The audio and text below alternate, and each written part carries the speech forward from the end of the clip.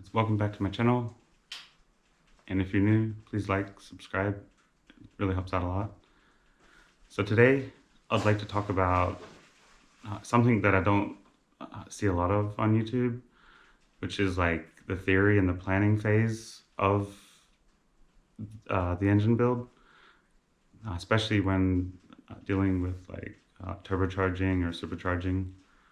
So most of the stuff we're going to be talking about today will apply to normally aspirated, turbocharged, and supercharged. There's a lot of ways to do this stuff, and there's a lot of different opinions on all these matters, and there's an entire like science behind every one of these subjects.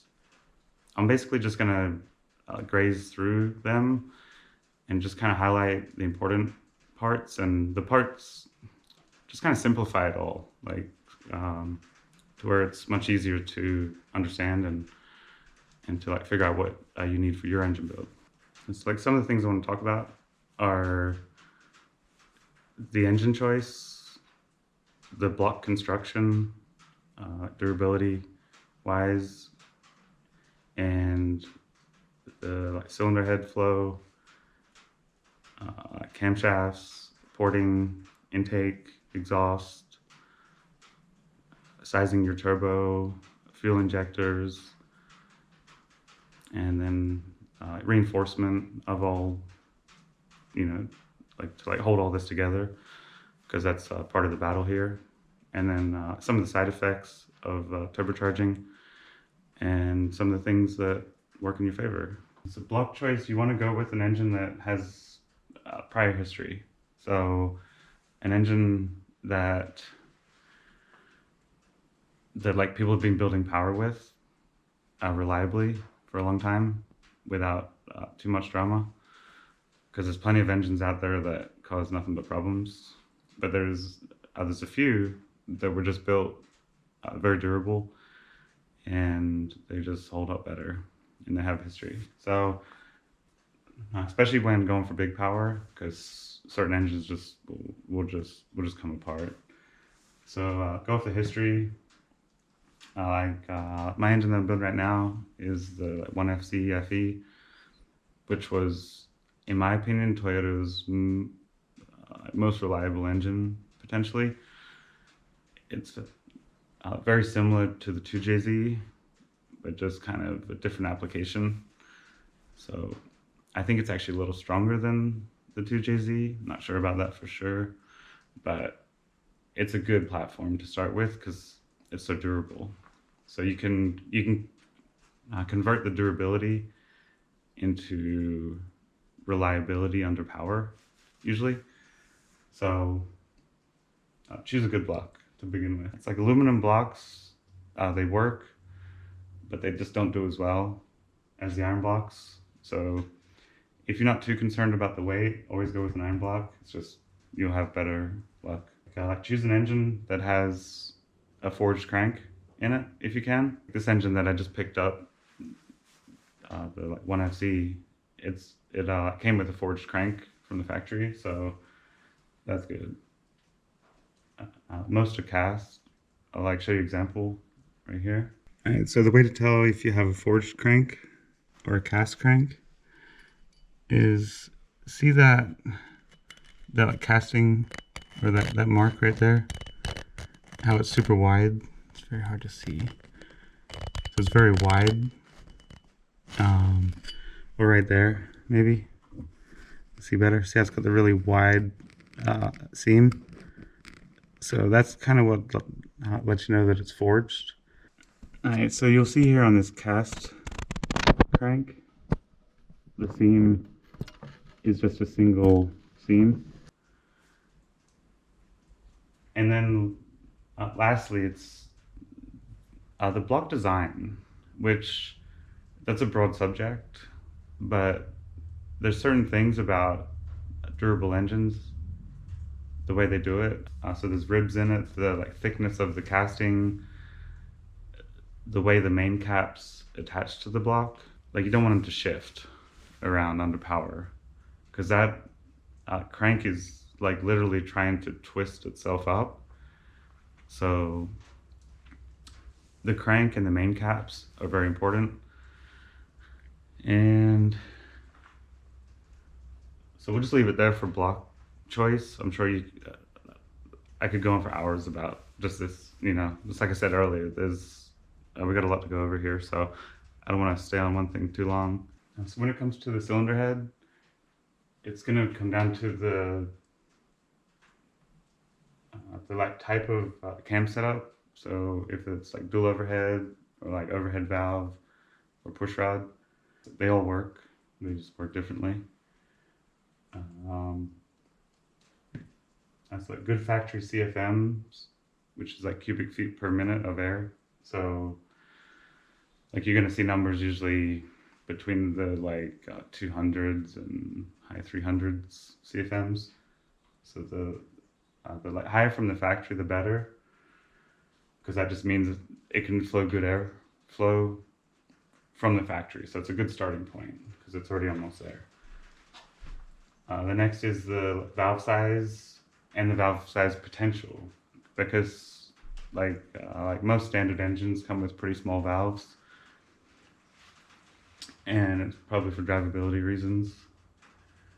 So you want to look at, if you got good valve size, then that's good. But if you don't and you have to go bigger, you want to make sure that you can, because like sometimes you don't have enough room inside the bore to go larger, or you can only go just a little bit larger. So something to pay attention to.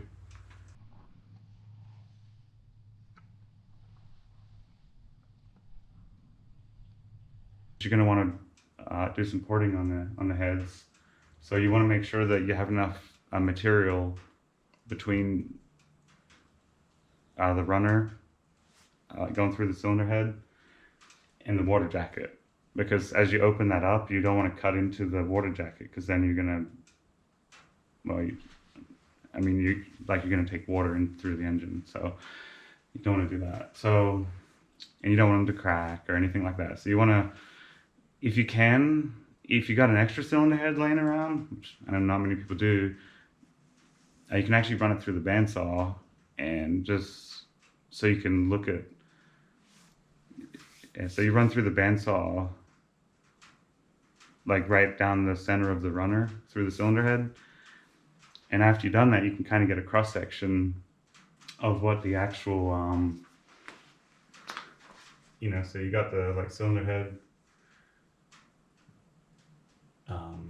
intake, exhaust, and that's gonna go in through there to your valves. Valve. Yeah, so you basically can get a cross section, look something like this.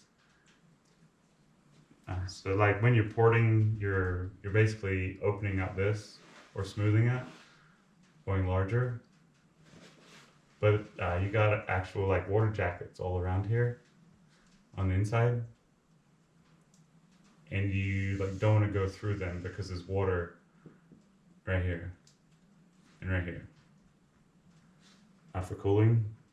So you just don't want to take off too much there. This is kind of what I'm trying to say. You can see straight down through this port here. It's probably not going to show on the camera, but you can actually see the water jacket side of the runner. So you basically got this thickness of material to work with on this engine. So I actually can't go too much bigger with the ports. I'll probably come out to this ring here, about there, all the way around, something like that. Yeah, so like clamping is like basically clamping the like cylinder head to the engine block, and you want to, because you're turbocharging it, those like cylinder head pressures right here, extremely high, so it's trying to push the cylinder head off. So you want to make sure it's got it's like you want to make sure that you upgrade the head bolts to handle that increase in pressure. Yeah, so the like cylinder head pressure in here, it's trying to blow the cylinder head off the engine block, which it's always trying to do that. Just when you turbocharge and supercharge, it just wants to do it a lot more so. Okay, so now we're into the power adders. So we got the turbo, the cam, the cylinder head flow, compression ratio, fuel injectors, intake, and exhaust. All right, so for like choosing the turbo, you size the compressor for the desired horsepower that you want. So that's the compressor side of the turbo. The turbine side of the turbo, you size that for displacement. So like small displacement, small turbine, big displacement, big turbine. And that gets you real close. Now, obviously you can fudge these either direction, depending on what kind of power curve you want. But that's the main principles, at least as far as I can understand it. Camshafts. So you got duration, lift, load separation angle, and load design. So the duration is the main factor for deciding what kind of RPM you want to run. So if you want to run like higher RPM, you have to have more duration. So like a higher number in the duration. And as far as lift, that comes down to a few things. You want the maximum amount of lift for airflow that your heads can flow. So if you have little baby valves in there, like more, like a bunch of lift doesn't help you. Whereas if your cylinder heads can flow more air and they're being held back by that, you can go up on lift. But you can check all this on the flow benches. Like you'll see most engines will kind of peak out around like 1/2 inch to like 0.55 inches of lift. Unless they're big blocks or just like really large displacement engines, they normally reach a point. The load separation angle, that seems to also tie into the RPM factor. It seems like the lower the load separation angle, the better the power down low and mid range. But it kind of peaks. It just kind of caps out. Whereas you can open up the load separation angle and get a little bit more power at the top end. And the lobe design, which is basically, what I mean by that is, like a standard lobe will look almost like that, not so extreme. But like some of these, like newer, like higher RPM engines and forced induction engines, the lobe design is more like that, or like just not quite so extreme, because so that's the center. Sorry.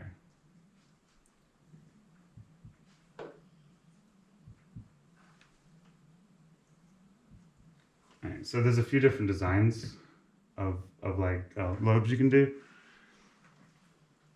So like this is what like used to be in all engines, pretty standard. That's what's in this 1FC.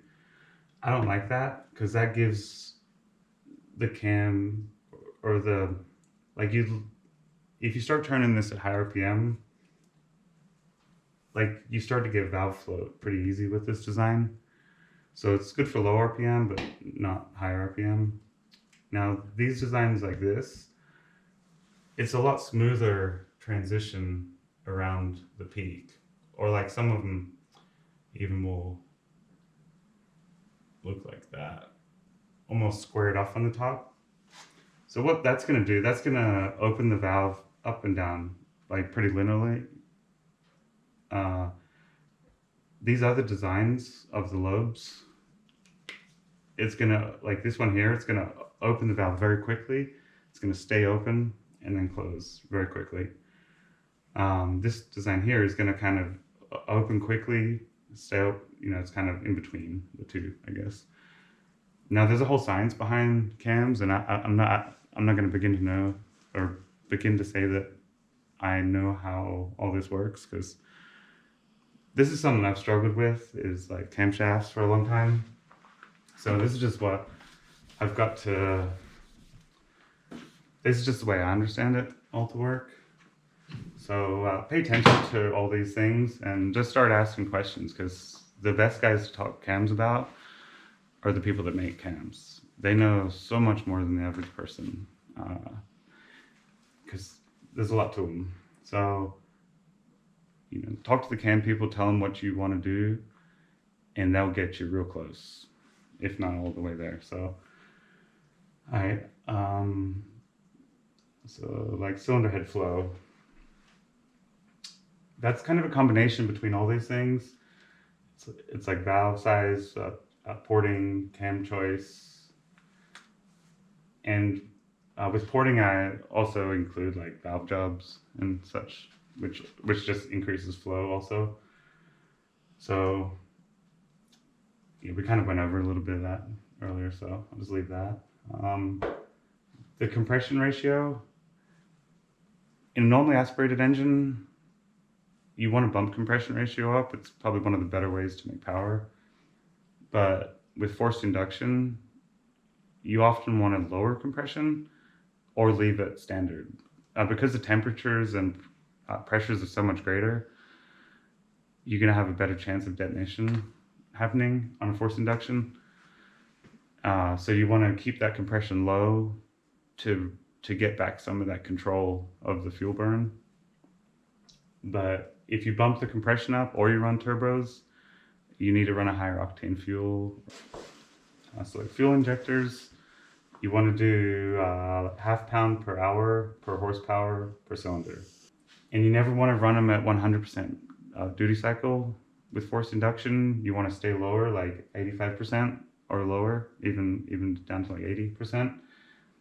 And that's just to stop the engine from leaning out under abnormal boost conditions, like your boost, like the wastegate doesn't open or something like that, and you run higher boost, because if the fuel injectors cap out, you're going to go lean real quick. So make sure you got enough fuel to support the horsepower that you're targeting, and boost reference for that like fuel pressure. That way, because if you're going off as you go up in boost, if you don't like raise the fuel pressure along with it, like the numbers get thrown off. So you want to have a boost reference, which is basically just a vacuum line running to your fuel regulator to like rise and fall with the boost. So keep that in mind. For the intake and exhaust, it's pretty simple. For the intake, you want low turbulence. Like you don't want to have any hard turns, sharp turns, anything that could disrupt the air. Like you almost want to like laminar flow going into the cylinders if possible. So like just like low turbulence is the way to remember it, because that kind of sums up all the important things about it. Exhaust, you want to short with low turbulence for forced induction. Yeah, so the reason why I say short is because you want to retain that heat energy, and if you can wrap it, even better. Like you just want all the heat and all the exhaust to go through that turbine as much as you can get through there as possible, because the losses that you lose in heat, you're losing horsepower. So because you're losing energy. So try to keep all that heat from the combustion to go through that turbine, and you're good to go. And also like low turbulence. So don't, like a lot of people do like just like log manifolds and stuff, and that's fine, they work. But if you back to back that with a good flowing like header pipe design, you're just going to see better numbers than and just keep in mind a good normally aspirated engine as far as airflow goes, and that, I mean, I'm talking like for intake, exhaust, cylinder head flow, cam, all this stuff applies to, like the better normally aspirated engine you could build, the better turbo engine it's going to be.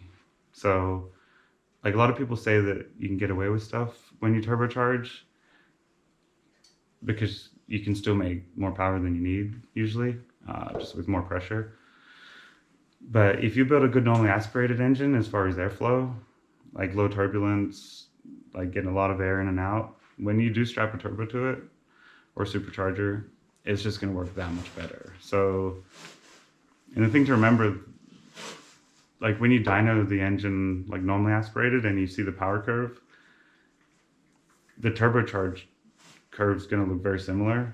It's going to kind of match your power curve that you've created with the engine. So if you build a good normally aspirated engine, you'll likely have a good turbocharged engine with just a few things to consider, like compression ratio and just extra handling of it, which that's what we'll get into next, is like ways to keep it all from coming apart. So, all right. So like this section is going to cover power handling, and because obviously there's a cost to all this horsepower that we're developing and things try to come apart, especially on the higher RPMs and such. So we'll start with the connecting rod, since that's the most prone to fail. That's why you see people put like holes in their engine block. It's almost all towards to do with a connecting rod or a rod bolt failure. So that's the most common. So just upgrade to a forged, either like H-beam or I-beam. I prefer the H-beam. There's plenty of brands out there that are good because they're all going to be better than the original cast connecting rods. And then rod bolts, that's actually the first thing on the connecting rod to usually fail, is the rod bolts. The like standard rod bolts just can't handle it. They come apart. So upgrade to some better rod bolts. Like pistons, you're going to want to go to forged and coated. You don't have to go coated.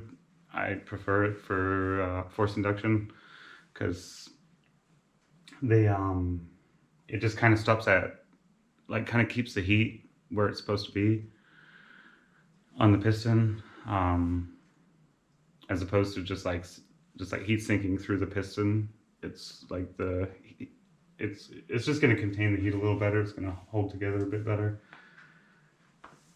Head bolts is super important. Just again, upgrade to just upgrade the head bolts to as much as you can afford. They get pretty expensive. So like head gasket, definitely going to want to upgrade from a factory, and you're going to want to go with like multi-layered steel. There's other options out there for head gaskets. There's some like new stuff that a few companies are working on right now, but it seems like the go-to is the multi-layered steel right now for most people. Something else is the RPM. Like for this engine that I'm going to do, I'm turning up the RPM quite a bit, so this is something that I've had to be thinking about a lot, is piston speed, and that's, you can calculate that based off the stroke of your crank. And then you got valve float, which is basically just like losing control of your like valve springs, basically. Like they're not going up and down with the camshaft anymore. They're kind of going up and staying up and coming down, and so you got to eliminate valve float. You can do that with valve spring upgrades, or a different shaped camshaft, different setup there. Something to watch for. And something that people don't talk about often is the oil pump. When you go up in RPM significantly, you're also turning the oil pump at a higher RPM. Not all factory oil pumps can handle unlimited RPMs. They may start to cavitate, so then you're gonna get air bubbles going through your oil system, which is really bad. So looking at the oil pump, there's a few ways you can go there. You can go dry sump. You may be able to change the gear ratio on the pump. I'm not sure. I don't think you can with this engine that I'm doing. So if I have issues there, I basically have to go to a dry sump option. So that's gonna do it for this video. That was just a brief overview. If you want me to go deeper into any of these subjects that I've talked about through this video, just let me know, and I'll make a more specific video, because I know I just grazed on a few things. I'm thinking of all the things I left out right now. There's a ton. So if you guys have any questions, just let me know in the comments. If you'd like to see more of these videos, just like the video.